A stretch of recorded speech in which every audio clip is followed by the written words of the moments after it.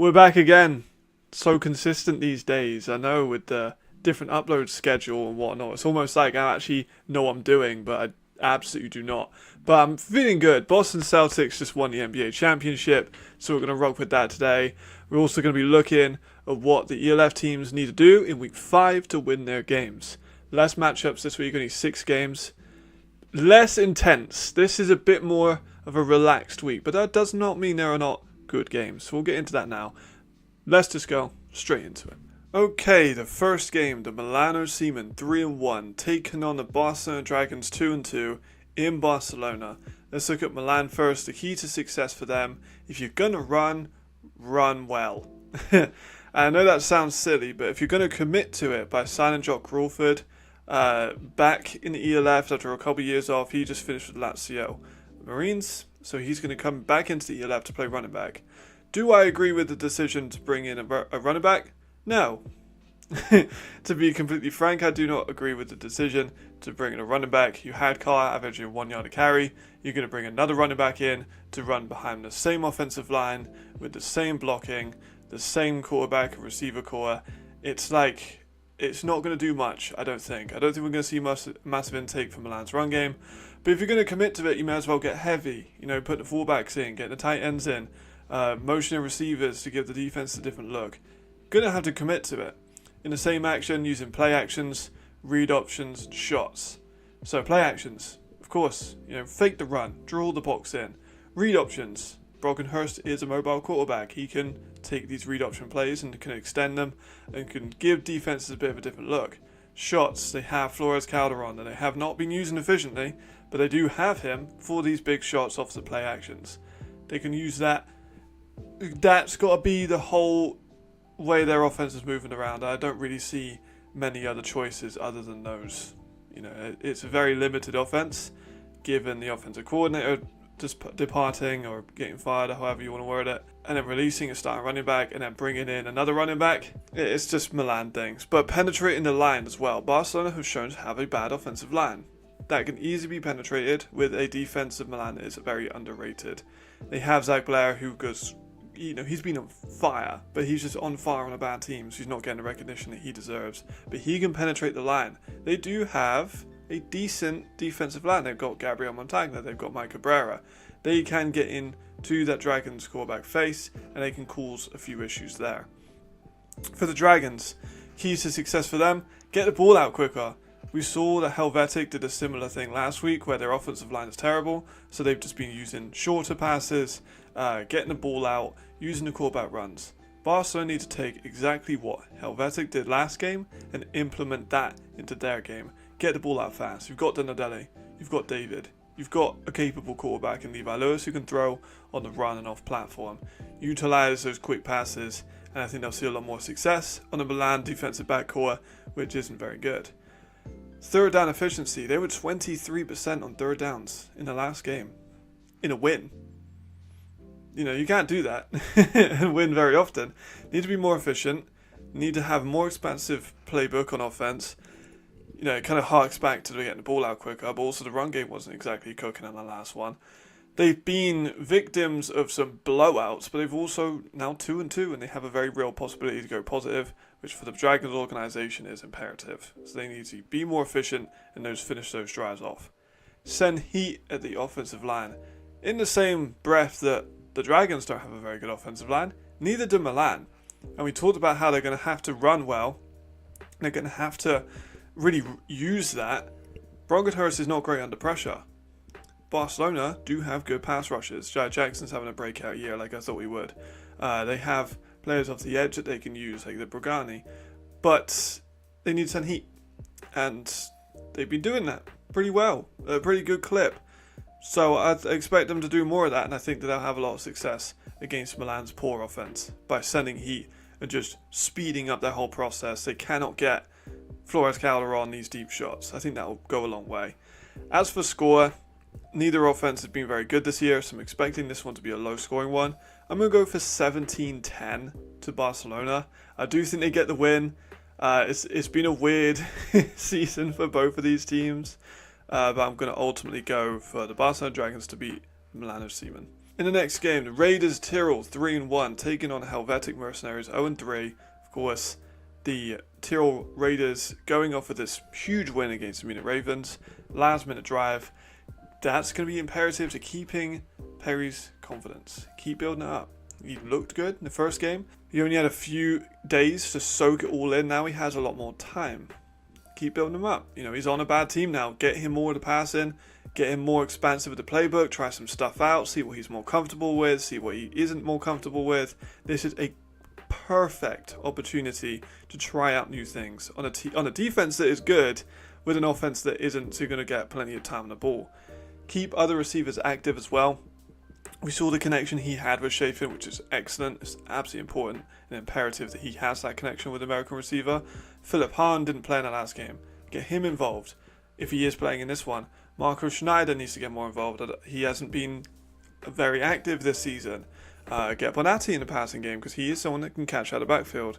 Get Tim Tonko involved. Like, they have a good run game that's being shown. They just need to keep other receivers involved. We saw it last year with Strong and Jarvis, when there was some voices within inside the organisation that wanted the other receivers to get more balls, and we don't want to see the same thing again because I like N'Kosi Perry. Enjoyed what he brought to this league, and I think that keeping the receivers active is going to be important to keeping everyone in that building happy, because we know that they are very trigger happy when they are not happy. Defensively, they need to spy the quarterback and sit shallow. Helvetic are going to be running the ball a lot.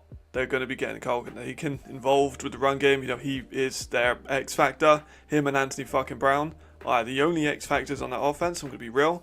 They looked improved on the last game. Like I said, they had the ball coming out a lot quicker. They were more active in getting their receivers the ball in their hands quick and early and getting those rack yardage.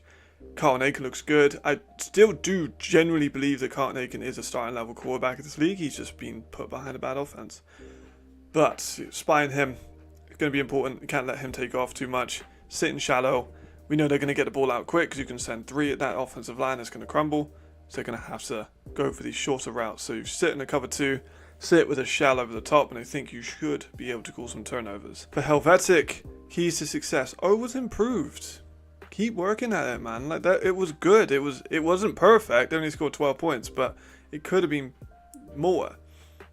They had the run game started going. They had the short passes, like I've talked about. There was hints of a potential offense within the last couple of games. But they absolutely have to finish the drives off with points. 2 missed field goals to win the game. Unacceptable. Unacceptable. And I'm sure the organisation knows that. I'm sure Niels agrees. They need to finish off these points. Take what the Rhein Fire did against Paris, where they weren't the best offensively, but they still marched down, they finished the drives with points, they chipped away, and they ultimately got the win. Helvetic can look at what Fire did and take a lot of inspiration from that. Getting physical at the catch point. The Raiders Tirol, Seamen, I've talked about 100 times before, he has dropped. He's dropped a lot of balls this year. If you get physical at the catch point, he's going to struggle. They have Ken Haig, they have Strater, who are both 2 very physical DBs. That's not going to be an issue for those 2, and I think they're going to be able to do that. And you can cause turnovers off of that, and that's going to be very important for them if they want to win this game. I am, however, still going to go for a Raiders win. I think it's going to be quite a convincing one. I do think it's going to be 38-13. I can see the Raiders extending. I like what N'Kosi Perry brings to this team. I've not been very hot on the Raiders this year, but they are looking better. They have improved. They've made adjustments. And again, I'm still not holding out for them to be, a title contender. But I like N'Kosi, and I really want them to build around him and just use what he has. Whether they do or don't, that's a different story. But that's a one for a different video. But I'm going to go for a 38-13 win for them. In the next game, the 3-0 Surge taking on the 2-2 Munich Ravens, who have been very disappointed. And this is in Munich, so that's going to be important for them. Key success for Surge. Hennessy is hot. Hennessy is looking like an MVP candidate. Keep him exactly how he is. If he wants something, give it to him. If he wants to run the offense in a certain way, if he wants to make adjustments to the line, let him. He looks great. His processing is amazing. I said last season and in the preseason of this year, he can take over games when he's locked in. He is locked in now. He's not thrown a pick all season. He looks amazing. Keep letting him do whatever he wants to do. Exploit the speed inside. The Munich Ravens do not have a bunch of speed inside of that box. And the Surge have Yannick Meyer, who does have a lot of speed in that area. They're going to be able to exploit that. The running game with Kantar, he isn't underratedly fast, but he's not rapid, but he has got some wheels on him. They can use it. I think Meyer's going to have a really, really big game in this one. He's been a little bit quieter because Guy's been so good. But Yannick Meyer is still an elite receiver, and I think that we'll see him be a big part of this offense in this game. And it kind of runs with the same thing with overrunning the midfield. I used the analogy like chess a while back. You've got to control the middle when it comes to chess. And I think they're going to be able to do that. They have a dominant interior offensive line. They have a massive speed advantage, as I mentioned with Meyer. And I think they're going to be able to take the middle. Even Hennessy can roll out. He does have the ability to. And I think if they are able to hit up passes inside, Paul Steigerwald has been great. Hazelton is a guy that can stretch them out so there's more space in the midfield for them to operate. I think that's going to be very important for them. For the Munich Ravens, receivers need to step up. Tomawa came back and he was immediately their starting guy. I believe they've just announced Malik Stanley as their receiver, who is a fucking phenomenal player. I think Malik Stanley is one of the best receivers in the league. Said this last year, I have him on par with Castle. I think he's that good. They're very similar players. I love Malik Stanley, and I think it's a great signing. He's going to be coming in. He's just finished the Mexican League. He's going to be coming back to Europe. Is he going to be fully fit, fully healthy? We don't know. So we need to see the other receivers step up. Marvin Rouge, Lawrence Regler, the other guys, more than 50, 60 yards. They need to be scoring more. They need to be creating more separation for Chad to get them the ball. Tell me about Iowa and Rodney. That backfield looks like a really solid backfield. Now we got Tomawa back. Rodney held it down while Tomawa was out, which is incredibly impressive. He's looked like a really good backup running back. Using those two just to put some pressure on Stuttgart, just so they know it's not just the pass that can hurt them. Tomawa is someone who can play out, obviously, as a receiver. Space them out, gives them ability to run more options, gives them ability to have more dominance, keeps them fresh. Use both of them. I think that'd be a good idea. And to adjust to the speed problem, we saw that Munich had issues with the Raiders Tirol in the last drive over the middle a lot. They put linebackers on receivers that I don't think they should have. Play with more nickel and dime packages. Get more DBs out there. Adjust to the speed. You have good defenders that can use their speed. They're just not really running that much dime and nickel, and I think they need to, especially in the last drive. Those fourth down conversions were huge. That's another point that I could put in about stopping teams on third and fourth down, which kind of goes hand in hand. But I'm ultimately going to go for a 38-21 victory for the Surge. I can't see them losing this one. It's going to be a tough one, don't get me wrong. Munich is still a formidable team, but they've been disappointing. And the Surge look like they could be on for a championship run, so I'm going to go for them to win. I think it's going to be quite comfortable. Coming in undefeated versus never won, Vienna Vikings versus Prague. This one's more of a slower one, so I'll keep this one quite brief because this one should be quite a convincing win for the Vienna Vikings. But keeping the ball safe, Epler is expected for this game only, and then we'll probably go back to Ben Holmes. He had a fumble issues, he had a pick, just keeping the ball safe. It's important to be a little bit more conservative, I think, just to roll through these weeks with some wins and keep everyone healthy and fresh for the latter half of the year. D is on a hot streak. The defense has been incredible. Leon Ball got 5 sacks. They had a 3.5 sack performance in the last game. They're getting a ton of pressure on everyone. The offense of Prague is going to have to keep an eye on someone, and that gives Vienna a really good advantage because they can send so many players off the edge to affect the passing game of an offensive line of Prague that has been quite poor. So that's going to be huge. I think that's going to be another big performance by a defensive lineman or even by a linebacker or a DB from Vienna. And, speaking in the same breath, rushing the line. The line of Prague is bad. So, with a great defensive line and a bad offensive line, you would think they're going to be able to get pressure on. Kyrie Lyles has struggled with pressure because he's literally got no time, hasn't had a great start to his ELF career, and has I think he's been held under 100 yards a couple of times. Keep that pressure on. We know that Prague are going to come in with a run-centric idea. And speaking of which, Thunder and Lightning backfield. This was what I wanted in the preseason. I wanted Tyrese Johnson-Fisher and Adam Zuleka to be that Thunder and Lightning. We saw flashes in the last game, we did. We just need a bit more consistency. And again, the offensive line's bad, so it's kind of hard to get that. But that's going to be important just to keep both of those on the field, running different things, giving different looks for Vienna to kind of twist them up a little bit. Protection, triple please. I think it's like the third time I've mentioned them having better protection, probably even the fourth or fifth, considering we're in week 5. Every time, protection, just please get bigger. Put a fullback in. I don't care. Put an eligible lineman in. I don't care. Please just protect your players better. It's not been very good for them. It was improved a little bit last game, but not really. But forcing turnovers, we saw Alec, who is going to be a player I'm going to be doing a video on at some point, cause a good amount of turnovers. They have Jan Chris, who got a couple of, he got a pick. The defense, again, same as last year, is not bad. Like, they have players like James Brooks. I mentioned Chris, I mentioned Alec. They have good players on defense, and then they can force turnovers. Vienna have had turnovers. Like I said, why they got to keep the ball safe. Could be an interesting way for them to maybe get some points out of this. I don't think they're really going to do it though. I am going to go for a 45-6 victory for Vienna. This one's kind of more of a quicker game that I can't see Prague really getting much out of, with all due respect. Another game that, if you told me in the preseason would be important, I wouldn't have thought much of it. But the Vostok Panthers 1-3 versus a Fehervar 0-3 team. Now this one's incredibly interesting, and I'm not going to beat around the bush again with this one too much. But Vostok are not very good at the moment. The run game is the way. They need to just go for that. Uri doesn't look like he is, the dude in there. I'm not sure what they're going to plan to do with that.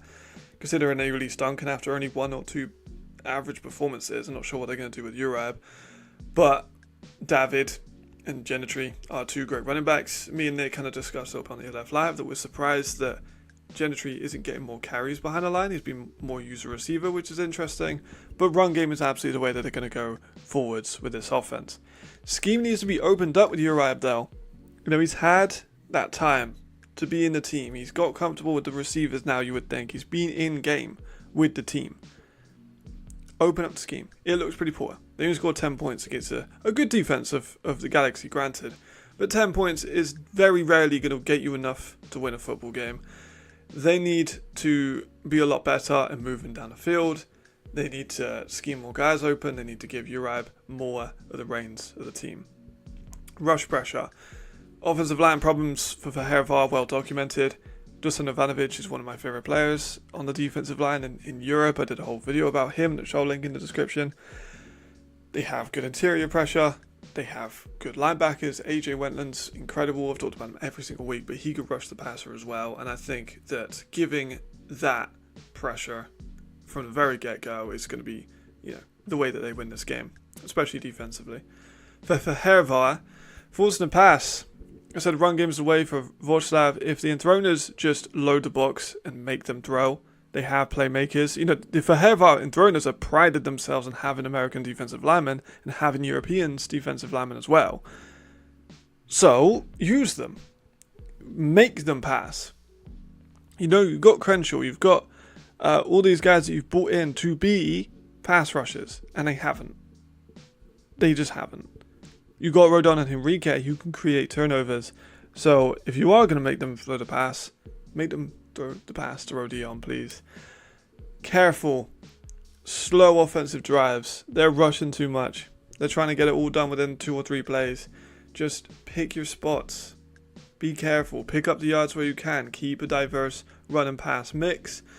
Find Robitaille where you can. They've just released Samuel, their receiver, and it looks like they're going to go heavily defensively from what I've heard with their e-import. They just need to be a bit more careful. They've been very reckless of just, I made a first down. Let me throw 40 yards. Which isn't the way to win football games very often, but big plays win games. Then create the turnovers with Rodion, who has big play potential. They have Robitaille, who has big play potential.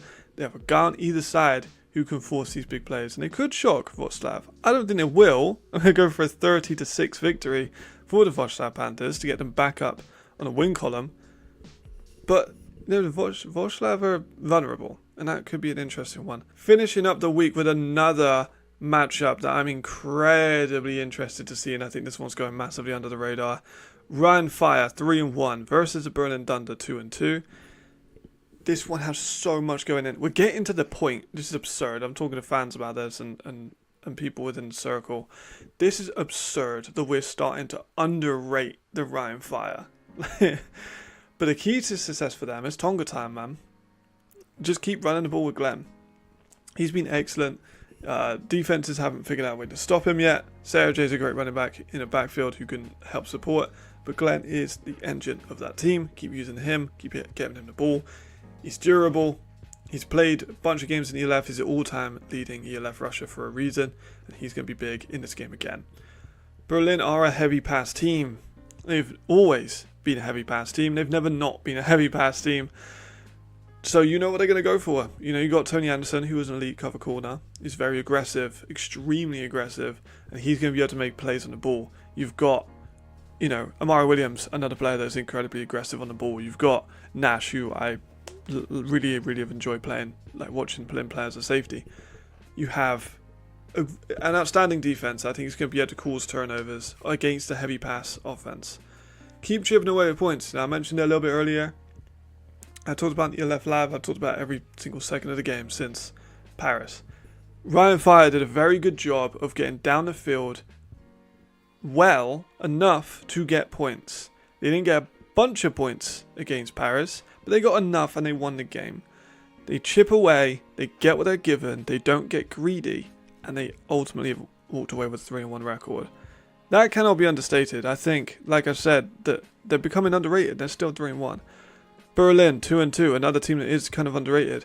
Have been unlucky to lose in a couple of games. They've been close with Vienna and also with Wroclaw. Their run game needs to get off the ground. You know, you've got Albert, you've got Ali. Those have been used a little bit, but not an incredible amount. I've said I wanted to see Ali Khalifa used a little bit more, but it also seems like the run protection is worse considerably than the pass protection. So just getting that off the ground and getting that working and spreading the ball out. You've got all these great receivers, Robin Vilcek, you've got Aaron Jackson, you've got Byers, hopefully, who will be back. You've got Ali, who can contribute to the pass game. Spread the ball out, give Ryan something difficult to deal with. You don't want it just to be all one receiver. Aaron Jackson is excellent, one of the best receivers in the league. He's going to be always open, probably, like he's that good. Byers has been a breakout player this year. Robin is one of the best Europeans, and they have good, capable running backs who can catch. So just keep spreading the ball out. Sullivan's look great, and I know that he can do that. Get after the pass protection. Surprisingly, the offensive line for Ryan has struggled a little bit in pass protection. We saw Jay take a bunch of hits from both sides of the offensive tackles. You know, both of their offensive tackles with Friss and with Berenbag are excellent. But there have been instances where they've given up pressures which perhaps they shouldn't have. Get after that. You've got Kyle Kitchens, you've got Emil Forfter, you've got such a good defensive line that they've cultivated over the number of years, and that's going to be huge for them to put pressure on Jay, put pressure on a run game, and make them really kind of constrict into a tighter offense. I think that's going to be important for them. I am still, however, going to go for a Ryan win. I'm going to go for a 27-14. I think it'll be quite close, but I do think they're going to end up with the W. And there we go. Short week, only 6 games. This one is going to be a little bit shorter than the usual ones. I said that last time, and it was the longest video I've ever done. So we're going to keep the outro brief because I literally talked about everything that I'm planning on the last video at the end with a lot of Monarch stuff. This, like I said, this week's been a little bit slower. It's a little bit of a catch your breath week, but there are important matchups with Berlin and Rhein that I think are going to be very important. I will be streaming the watch longs probably for that one. And let me have a quick look. What other games should I stream? I might stream Stuttgart and Munich as well. I would like to the CEFL Championship with Danube and with Florence. No, not Florence. The Broncos is this weekend as well. So I'd like to stream that one maybe for a watch longs. Let me know if you're interested in that. Celtics, the NBA champions. So that's good. And that's it. So yeah, short, brief outro. But thank you very much. See you later. Stay sharp. Goodbye.